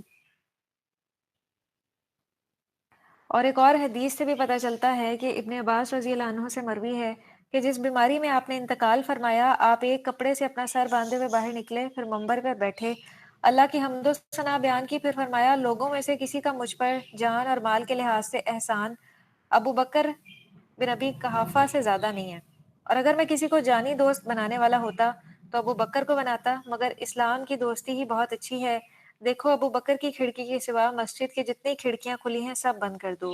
یہ بخاری کی حدیث ہے، اور ان آیات سے سیدنا ابو بکر صدیق رضی اللہ عنہ کی کمال درجے کی فضیلت ثابت ہوتی ہے کہ اللہ تعالیٰ نے ان کو کیا کہا ہے یہاں پہ، اتقا، آیت نمبر 17 میں، بہت بڑا پرہیزگار۔ یہ اللہ سبحانہ و تعالیٰ کی طرف سے ان کو لقب ملا ہے۔ پھر فرمایا اِنَّ أَكْرَمَكُمْ عِندَ اللَّهِ أَتْقَاكُمْ۔ تو جب سیدنا ابو بکر صدیق رضی اللہ عنہ اللہ کے نزدیک اتقا ٹھہرے تو اکرم بھی یقیناً ہوئے۔ پھر اللہ تعالیٰ نے ان کی مالی قربانیوں کو شرف قبولیت ہی نہیں بخشا بلکہ ساری دنیا کے لوگوں کے سامنے اپنی رضامندی کا بھی اظہار فرما دیا۔ اور پھر کیا فرمایا وَلَسَوْفَ يَرْضَىٰ، اور جلد ہی وہ خوش ہو جائے گا۔ آخرت کے حوالے سے بھی ایک بشارت سنا دی، ایک تو اللہ کی رضامندی کی، اور دوسرا یہ کہ اللہ تعالیٰ اسے اتنا مال و دولت اور نعمتیں عطا فرمائے گے کہ وہ خوش ہو جائیں گے۔ اور جنت کی نعمتیں ہی در حقیقت ابدی نعمتیں ہیں۔ سورۃ الضحیٰ والضحیٰ واللیل اذا سجی ما ودعک ربک وما قلی۔ چاشت کے وقت کی قسم اور رات کی جب وہ سنسان ہو جائے کہ آپ کے پروردگار نے نہ تو آپ کو چھوڑا ہے اور نہ ناراض ہوا ہے، اور آپ کے لیے آخری دور ابتدائی دور سے یقیناً بہتر ہے۔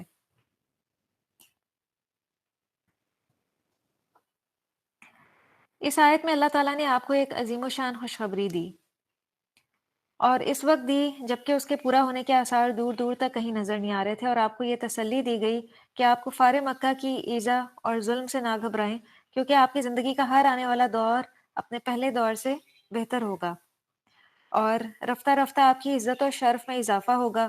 پھر یہ وعدہ صرف دنیا کی زندگی تک ہی محدود نہیں ہے، بلکہ آخرت میں آپ کو جو بلند مقام عطا ہوگا وہ کائنات میں کسی دوسرے کو عطا نہیں ہوگا، اور اس مقام کا نام مقام محمود ہے۔ ہم اذان کے بعد جو دعا مانگتے ہیں نبی صلی اللہ علیہ وسلم کے لیے، اس میں اسی مقام محمود کا ذکر ہے۔ اور آپ کا پروردگار آپ کو جلد ہی اتنا کچھ عطا کرے گا کہ آپ خوش ہو جائیں گے۔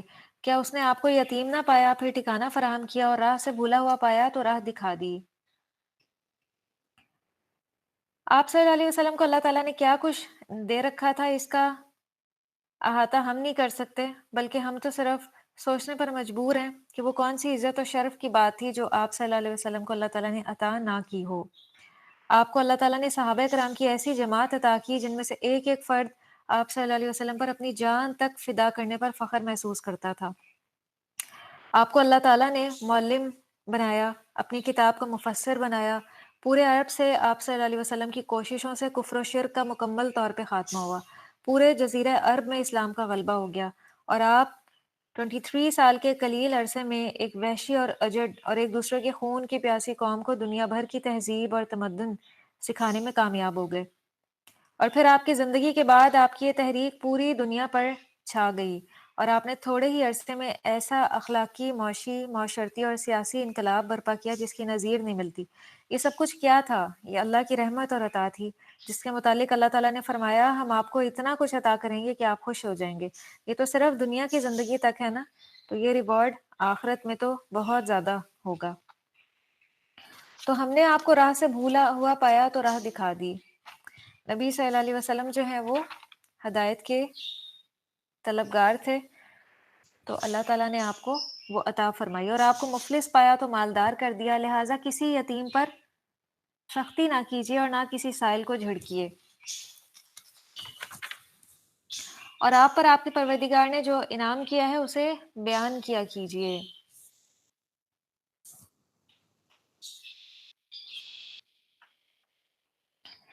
کچھ نعمتوں کا ذکر تو اللہ تعالیٰ نے اس صورت میں کر دیا، ان کے علاوہ آپ صلی اللہ علیہ وسلم پر اللہ کے بے شمار احسانات تھے۔ اللہ کی نعمتوں کے ذکر اور اظہار کا بہترین طریقہ یہ ہے کہ دل سے اللہ کا شکر ادا کیا جائے، دل میں بھی شکر گزاری کے جذبات ہوں، اور زبان سے بھی بندہ اللہ کا شکر ادا کرے۔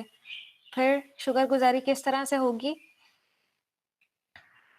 عبادت کے ذریعے بھی، اور نعمتوں کو پا کر قطعاً نہ یہ سمجھا جائے کہ میرے اندر کوئی خاص اہلیت اور قابلیت تھی جس کی وجہ سے مجھ پہ اللہ نے یہ احسان کیا، نہیں، یہیں سے پھر سرکشی اور تکبر کا دروازہ کھلتا ہے، بلکہ نعمتوں کو محض اللہ کا فضل و کرم اور انعام سمجھنا چاہیے، اور ان نعمتوں کا اسی جذبے کے تحت دوسرے لوگوں کے سامنے بھی اقرار اور اعتراف کرنا چاہیے کہ مجھے یہ نعمت اللہ کی طرف سے ملی ہے۔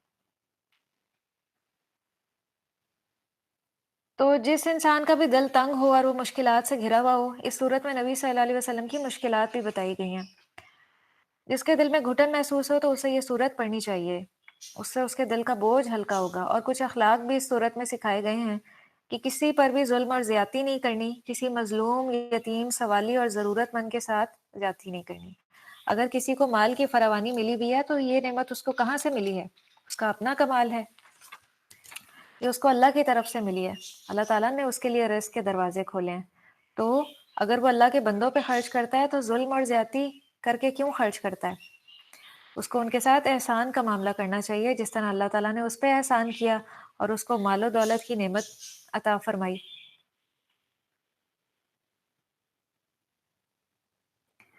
سورۃ الانشراح، بسم اللہ الرحمن الرحیم۔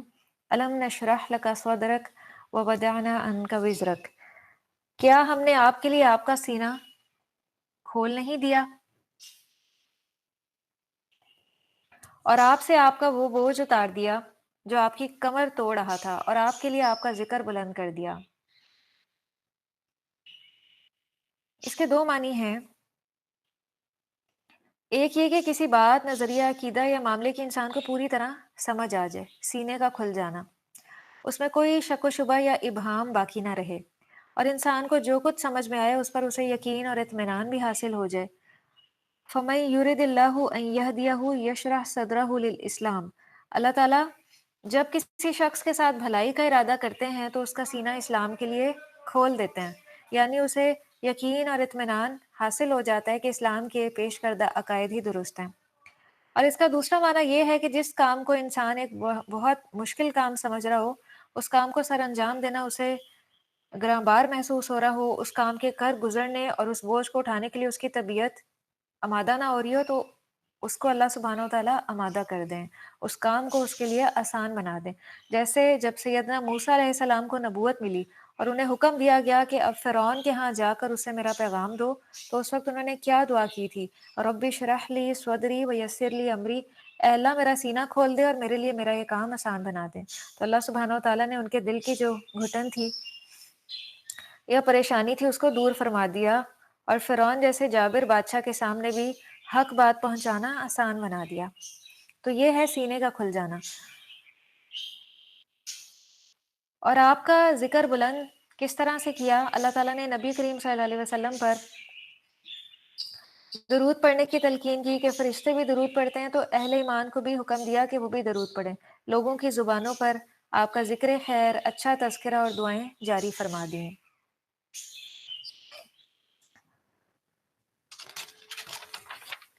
بلا شبہ ہر مشکل کے ساتھ آسانی ہے، بے شک ہر مشکل کے ساتھ آسانی ہے۔ مشکل حالات سے گزر کر ہی آسانیاں آتی ہیں۔ ایک نفس جو پہلے امارہ تھا، مشکلات سے گزر کر وہ دوسری سٹیج میں چلا گیا، اور پھر سالہ سال کی ریاضت اور محنت کے بعد وہ مطمئنہ بن گیا۔ تو یہ کیسے بنا؟ سالہ سال صبر کر کے، ایذا رسانی کی باتیں سن کے اور برداشت کر کے، مشکلات کا خوش اسلوبی اور خندہ پیشانی سے مقابلہ کر کے، اللہ کی رضا پہ راضی رہ کر، تقدیر کے کٹھن فیصلوں کو قبول کر کے، کیا ہوا؟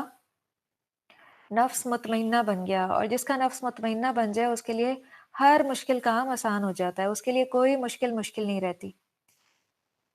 تو جب آپ فارغ ہوں تو عبادت کی مشقت میں لگ جائیں اور اپنے پروردگار کی طرف راغب ہوں۔ تو جس انسان کے ساتھ اللہ تعالیٰ خیر اور آسانیوں کا معاملہ کرتے ہیں، اس کے لیے پھر عبادت بھی آسان ہو جاتی ہے، اس کے لیے اس میں بھی کوئی مشقت باقی نہیں رہتی۔ تو آپ اپنا جائزہ لیں کہ اللہ کی عبادت کرنا مشکل لگتا ہے یا آسان لگتا ہے۔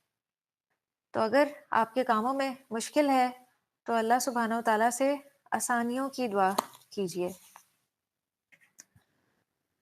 اور دعا بندہ مومن کا بہترین ہتھیار ہے، وہ اس کے ذریعے سے اپنی تمام مشکلات کو آسانی میں بدل سکتا ہے۔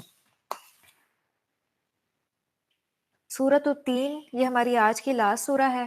والتین والزیتون وطور سینین وہذا البلد الامین، قسم ہے انجیر کی اور زیتون کی اور طور سینا کی اور اس پرامن شہر مکہ کی کہ ہم نے انسان کو بہترین ساخت پر پیدا کیا ہے، یعنی بہترین شکل و صورت اور ساخت دی، جانوروں کی طرح نہیں بنایا، نمایاں خصوصیات دیں، پھر ہم نے اسے ادنا ترین مخلوق کے درجے میں لوٹا دیا۔ اس سے کیا مراد ہے؟ یعنی اگر انسان اپنی ان خداداد ذہنی صلاحیتوں اور جسمانی قوتوں کو برائی کے راستے میں استعمال کرے اور اللہ کی نافرمانی اور بغاوت پر اتر آئے، تو انسان حیوانوں کی سطح سے بھی نیچے گر جاتا ہے۔ وہ اس طرح کے حیوانوں کو اللہ تعالیٰ نے خیر اور شر کی تمیز نہیں بخشی، اور انسان اگر اس تمیز کے ہوتے ہوئے بھی اسے استعمال نہ کرے تو وہ جانوروں سے بھی بدتر ہو جاتا ہے، اور وہ اخلاقی لحاظ سے اتنی پستی میں جا گرتا ہے جس کا حیوانوں میں بھی تصور محال ہے۔ تو ہمارے انسانی معاشرے میں یہ جو حرص، طمع، خود غرضی، شہوت پرستی، ظلم، لوٹ مار اور قتل و غارت جیسی برائیاں ہیں، یہ اسی حیوانی صفت کی وجہ سے ہیں۔ تو اس لحاظ سے انسان پھر فی الواقع تمام مخلوق سے پست بن جاتا ہے۔ بجز ان لوگوں کے جو ایمان لائے اور نیک عمل کیے ان کے لیے غیر منقطع اجر ہے۔ پھر اس کے بعد جزا و سزا کے بارے میں آپ کو کون جھٹلا سکتا ہے؟ کیا اللہ سب حاکموں سے بڑا حاکم نہیں؟ بلا شبہ اللہ سبحانہ و تعالیٰ سب حاکموں سے بڑھ کے حاکم ہیں۔ تو یہ بات تو ہر ایک کے مشاہدے میں آ رہی ہے کہ بنی نوع انسان دو گروہوں میں بٹی ہوئی ہے۔ ان کی اکثریت جو ہے نا، اکثریت وہ اسفل السافلین ہے، پستیوں میں گری ہوئی، اور کچھ ایسے لوگ بھی ہیں جنہیں آسانی تقویم کہا جاتا ہے، جو اس پہ پورے فٹ آتے ہیں۔ تو یہ دونوں گروہ جب ہمارے مشاہدے کے مطابق ایک نہیں ہو سکتے تو کیا اللہ سبحانہ و تعالیٰ کی نظر میں وہ ایک ہو سکتے ہیں؟ یہ کائنات جو ہزاروں سالوں سے قائم ہے، ہر انسان جو عمل کر رہا ہے، اتنی محنت اور کوشش ہو رہی ہے، ہر ایک کا نامہ اعمال محفوظ کیا جا رہا ہے، تو کیا اللہ تعالیٰ ہر ایک کے ساتھ ایک ہی معاملہ کر دیں گے؟ کیا جو گناہوں میں زندگی گزارنے والا ہے اور جس نے تمام زندگی اپنے نفس کو کنٹرول میں رکھا، اللہ کی رضامندی کو مقدم رکھا، ان دونوں کے ساتھ ایک ہی معاملہ کر دیا جائے گا؟ ان کے اعمال نامے کو ایک ہی ترازو میں تول دیا جائے گا؟ ایسا ہرگز نہیں ہو سکتا۔ کیوں؟ کیونکہ اللہ سبحانہ و تعالیٰ تمام حاکموں سے بڑھ کے حاکم ہیں۔ اللہ تعالیٰ کے اندر انصاف کی کوالٹی ہے، وہ کسی کے ساتھ بھی حق تلفی نہیں کریں گے روز قیامت۔ کسی کی ذرہ بھر نیکی بھی ہوگی وہ سامنے لے آئی جائے گی، کسی کی ذرہ بھر بھی برائی ہوگی وہ بھی سامنے لے آئی جائے گی، اور وہ سب کچھ نامہ اعمال میں تولا جائے گا۔ کسی کو اللہ کی بارگاہ میں ناروا فیور نہیں دی جائے گی کہ وہ دنیا میں بہت بڑا تھا، مال و دولت کے ڈھیر و ڈھیر تھے اس کے پاس، بہت عزت شہرت اور وقار تھا اس کے پاس، یہ سب کچھ وہاں نہیں دیکھا جائے گا۔ اللہ کے ترازو پورے انصاف کے ساتھ تولیں گے۔ تو ان اعمال کے نتیجے میں نتائج ایک جیسے نہیں ہو سکتے۔ اچھے عمل کرنے والوں کو اچھا بدلہ دیا جائے گا اور دیا جانا چاہیے، اور بد کردار لوگوں کو ان کے اعمال کی پوری پوری سزا دی جانی چاہیے، اور یہی نظریہ آخرت ہے، اور اسی پر ہمارا ایمان بھی ہے۔ الحمدللہ آج کی سورہ ہم نے مکمل کی، اور میں چاہوں گی کہ آج آپ سب اپنے مائکس اوپن کر کے کچھ نہ کچھ ریویو ضرور دیں کہ کیا سیکھا آپ نے اپنی عملی زندگی کے حوالے سے۔ کیونکہ دیکھیں کہ ایک بات وہ ہے جو ہم سنتے ہیں، سننے کی تاثیر اور ہوتی ہے، ایک بات وہ ہے جو ہم اپنی زبان سے ادا کرتے ہیں، اس کی تاثیر اور ہوتی ہے، اس کی تاثیر پھر ہماری زبان سے نکل کر دوسروں تک بھی پہنچتی ہے، وہ بھی اس سے فائدہ اٹھاتے ہیں۔ تو ہو سکتا ہے آپ ایک بات کہیں، وہ کچھ ڈفرینٹ اینگل سے ہو اور اس کا زیادہ اثر ہو، کوئی اور اس کو اپنے عمل میں لے آئے اور وہ آپ کے لیے بھی صدقہ جاریہ بن جائے۔ تو آمنہ باسط ہیں سب سے پہلے، ماشاءاللہ بہت ریگولر ہیں، تو میں چاہوں گی کہ آپ اپنا مائک اوپن کریں اور بتائیں کہ آپ نے کیا سیکھا۔ نیکسٹ ہمارا ہو سکتا ہے کہ ایک دو سیشنز میں اینڈ ہو جائے، پرسوں ہماری دعا ہو انشاءاللہ۔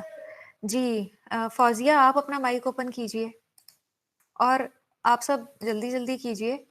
مہنور ہیں، مریم بلال ہیں، منزہ نفیس ہیں، عطائی جان موجود ہیں، یاسمین خواجہ ہیں، آپ سب کے پاس آپشن موجود ہے کہ آپ اپنا مائک اوپن کر سکتی ہیں نیچے جہاں آپ کو مائک کا آپشن نظر آ رہا ہے۔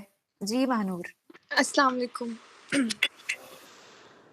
وعلیکم السلام ورحمۃ اللہ وبرکاتہ۔ جی میڈم، ہم نے بہت کچھ سیکھا ہے، ماشاءاللہ بہت اچھا کام آپ کے جو انسٹیٹیوٹ ہے وہ کر رہا ہے، اور یقین کریں عملی زندگی میں بھی بہت تبدیلی آئی ہے، اسپیشلی جو ہم سنتے ہیں تفسیر جب ہم سن رہے ہوتے ہیں، تو جب کوئی نہ کوئی وہ نیکی کا کام یا کوئی عبادت ہم کر رہے ہوتے ہیں تو ہم اس چیز کو اس سے ریلیٹ کرتے ہیں کہ دیکھیں آج ہم نے یہ پڑھا تھا، اس میں یہ چیز آئی تھی۔ تو ہم دعا کرتے ہیں، اللہ سے دعا گو ہیں کہ ہم اپنی آگے کی زندگی میں بھی اسی طرح سے دل سے عبادات کریں اور دوسروں کو بھی سکھائیں، یا کوئی ہم اچھی بات کوئی بری بات سیکھتے ہیں تو ہم دوسروں کو بری باتوں سے روکیں اور اچھی باتوں کی تلقین کریں. جس طرح سے ریسنٹلی جب ہم نے ایک آیا پڑھی تھی جس کا یہ مفہوم تھا کہ جو لوگ دنیا میں اللہ تعالیٰ کو اگنور کر رہے ہوتے ہیں یا عبادات کو اگنور کر رہے ہوتے ہیں تو اللہ تعالیٰ روز محشر ان کی طرف دیکھے گا بھی نہیں. تو بہت یہ جو بات تھی اس نے ہٹ کیا ہمیں. تو اللہ تعالیٰ ہم سب کو نیکیاں کرنے کی جو ہے وہ توفیق عطا فرمائے. بہت شکریہ.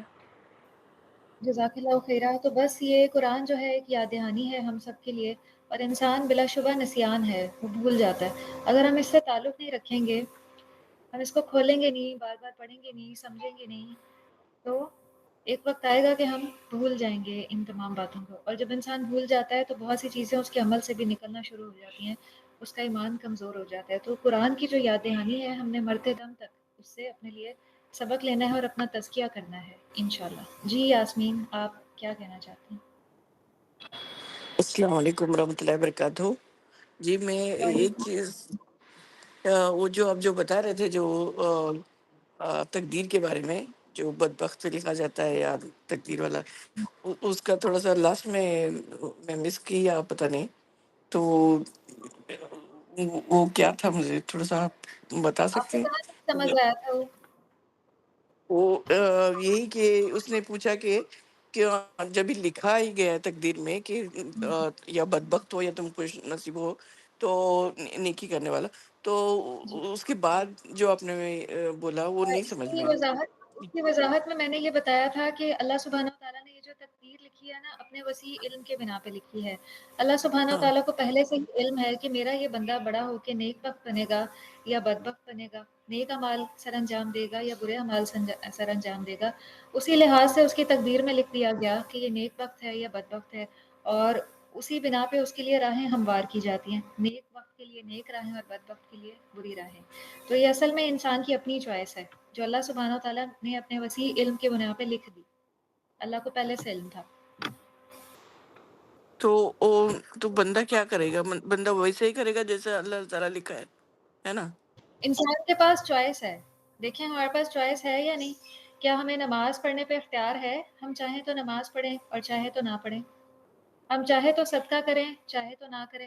ہم چاہے تو کوئی نیک کام کریں اور چاہے تو ہم اس کے مقابلے میں گناہ کا کام کریں. ہمارے پاس ہے اختیار. ہے اختیار ہمارے ہے. پاس اختیار. ہمارے پاس اختیار ہے، لیکن وہ اگر وقت لکھا ہے اللہ تعالیٰ نے پہلے سے، تو پھر بھی ہم نماز پڑھیں گے تو ہمیں ہمارا لکھا جائے گا نا کہ یہ. اب میں وہی بتا رہی ہوں کہ اللہ سبحانہ و تعالیٰ نے اپنے علم کی بنا پہ لکھا تھا کہ یہ بڑا ہو ہوں کے کیا بنے گا. اللہ تعالیٰ تو غیب کی ساری چیزیں جانتے ہیں نا. یا آنے والے وقت سے متعلق بھی اللہ سبحانہ و تعالیٰ جانتے ہیں کہ آنے والے وقت میں کیا ہوگا، میرا یہ بندہ کل کیا کرے گا، ہفتے بعد، ہوں مہینوں بعد یہ کیا کرے گا، یا زندگی جی کا اختتام اس کا کس پہ ہوگا. اللہ سبحانہ و تعالیٰ جانتے ہیں یہ بات. اور جی جی تقدیر اللہ تعالیٰ نے پہلے سے لکھ دی ہر انسان کی. تو وہ اپنے علم جی کی بنیاد پہ لکھی کہ یہ انسان اپنی چوائس کے ساتھ نیکی کا راستہ اختیار کرے گا، تو لہٰذا اللہ تعالیٰ نے اس کو نیک بخت لکھ دیا. اس کے مقابلے میں دوسرے انسان کے بارے میں جس نے اپنی چوائس سے بدی کا راستہ اختیار کیا، برے راستے پہ، گناہوں کے راستے پہ چلنا پسند کیا، سرکشی کا راستہ اپنے لیے چوز کیا، تو اس کی تقدیر میں اللہ تعالیٰ نے بدبخت لکھ دیا کہ یہ آگے ہو کے بدبخت بنے گا. ہوپ فلی اب آپ کو کلیئر ہو گیا. جی. جی مریم بلال اور منزہ نفیس اور تائی جان، آپ بھی پارٹیسپیٹ کیجئے، پھر ہم اس کو اینڈ کرتے ہیں. آپ اپنے مائکس اوپن کر سکتی ہیں جیسے یاسمین اور مہنور نے بھی کیا ہے. نیچے آپشن موجود ہوتا ہے. کوئی عمل کی بات شیئر کیجیے جو آپ نے سیکھی. جی مریم.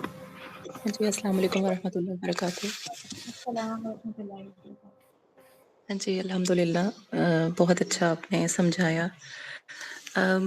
بس یہ سمجھ آتی ہے کہ اللہ تعالیٰ کی اطاعت کرنا سب سے مشکل ہے. کوشش کرتے ہیں لیکن وہ نفس جو ہے ہمارا، وہ ہمیں پھر دوسری طرف لے جی جاتا ہے. کبھی ہم جی غصہ کرنے لگ جاتے ہیں، کبھی مطلب بالکل. بے ادبی شروع کر دیتے ہیں، اور نماز میں کوتاہی، قرآن نہیں پڑھتے.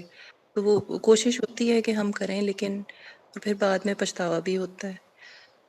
تو لیکن آج ہم نے پڑھا مطلب دونوں طرف سے اللہ سبحانہ و تعالیٰ تو اس جی راستے کو آسان بتا رہے ہیں کہ جو اللہ کا ہاں فرما جی بردار بنا چاہے ہم اس کو آسان راستے کی طرف آسان چلاتے ہیں. راستے کی طرف مطلب یہ کہ کوشش کرتے ہیں کہ اطاعت مطلب ہے کہ ہو زیادہ سے زیادہ، لیکن راستے پھر میں جو بہک بھی جاتے ہیں ہم لوگ، اور ہاں جی اس طرح سے ہم بلکہ مطلب میں سوچتی ہوں کہ قرآن کا یا ہم نے رمضان شریف کا اس طرح سے حق نہیں ادا کیا جیسے حق ادا کرنا چاہیے تھا. بے شک تو ایسا ہی اللہ ہے. تعالیٰ قبول کرے جو بھی ہم سے ہاں. اچھے عمل ہوئے. تو تو اس کا مطلب ہے کہ ہم اس راستے میں جو بھی مشقت برداشت کرتے ہیں نا، جیسے آپ نے کہا کبھی غصہ آ جاتا ہے ہم اس کو کنٹرول کرتے ہیں. ہاں آج جی کل تو صرف نفس ہے ہمارے ساتھ، عام حالات میں تو شیطان بھی ہوتا ہے. دو چیزیں اس راستے کی ہرڈلز ہوتی ہیں، بسا اوقات اور بھی بہت ساری ہوتی ہیں.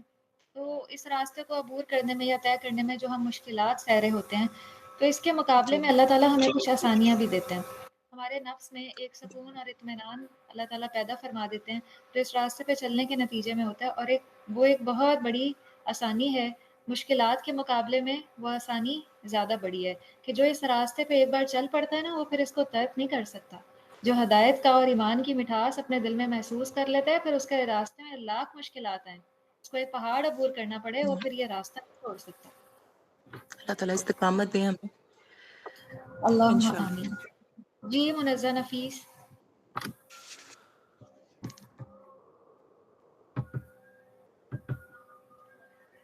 السلام علیکم ورحمۃ اللہ وبرکاتہ. میں تو بس وعلیکم یہ السلام. کہوں گی کہ دعا واقعی دعا تقدیر بدل دیتی ہے. ابھی تقریباً 10 دن دعا پہلے میری امی کی حالت بہت خراب تھی. بس ڈاکٹروں نے بھی جواب دے دیا سب کچھ، بس سب نے دعا کی ہے تو الحمدللہ وہ پہلے سے بہت بہتر ہے. نا امید نہیں ہونا چاہیے کسی بھی کام میں، کسی بھی کام میں ہمیں نا امید نہیں ہونا چاہیے. اور جیسے بھی ہو قرآن کے ساتھ جب بھی آپ کے پاس کوئی پریشانی آ رہی ہے کہیں سے بھی قرآن کھول لینا. تو میں تو کہتی ہوں الحمدللہ اللہ تعالیٰ بہت آسانیاں کرتے ہیں. لا اور میرا تو تقنطوا من رحمت اللہ، اللہ کی رحمت سے کبھی مایوس نہیں ہونا. مایوس نہیں ہونا چاہیے. بے شک بے شک. ہمیشہ سوچ اچھی رکھے، نیگیٹو سوچے ہی نہ، پازیٹیو سوچے. انشاءاللہ اسی طرح ہوتا جائے گا. جیسے ہم غلط سوچتے ہیں نا پھر اسی طرح ذہن میں آتا ہے. ماشاءاللہ آپ بہت اچھا ذہن ہے. باجی صائمہ ماشاءاللہ بہت اچھا دیتی تھی. آپ بھی جی ماشاء ماشاءاللہ آپ کا بھی بہت اچھا ماشاءاللہ لگا ہی نہیں کہ ان کی کمی ہے. الحمدللہ سمجھانے کا طریقہ بھی آپ کا بہت اچھا ہے. جزاک اللہ. اللہ ان کی خیر. کمی تو واقعی محسوس ہوئی. اللہ تعالیٰ ان کی بھی مشکلات آسان کریں، اور بس آمین اللہ تعالیٰ آمین. نے مجھے توفیق دی تو الحمدللہ.